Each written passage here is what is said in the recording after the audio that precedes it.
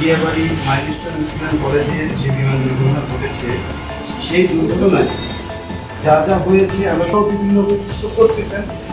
তার কাছে আমার বক্তব্য থাকবে যে ভাই আপনি রাজনৈতিকভাবে আপনি ইয়াং এনার্জেটিক অল্প বয়সে তাদের শহীদদের স্মরণে পাশাপাশি আমরা আজকে যে উত্তরা মাইলস্টোন বেঁচে থাকবে ততদিন পর্যন্তই তাদের মনে একটি কষ্ট রয়ে যাবে, আমার ছেলে থাকলে আজকে এই হতে পারতো। আমার কচিকাটা ছেলে মেয়েদের যেভাবে এই বিমান সংস্থায় নিহত হয়েছে আমরা হওয়ার কারণে আমাদের ক্ষতি হয়ে যায়। সেখানে মানসিক ট্রেনিং যে প্রোগ্রামগুলো আছে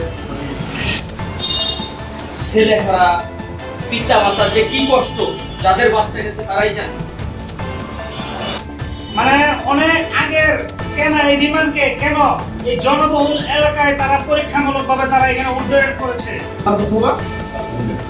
যেমন এই মুহূর্তে আমরা একটা সুখের আয়োজনে এসে যখন আমরা সমবেদনা জানাতে আসছি, আবার আমরা সাথে সাথে একটা সুখের সংবাদ পাচ্ছি। আমার বলার মতো কিছুই নাই, আমি আপনাদের কাছ থেকে শুনতে আসি।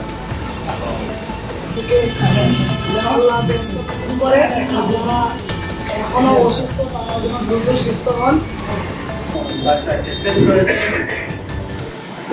আমরা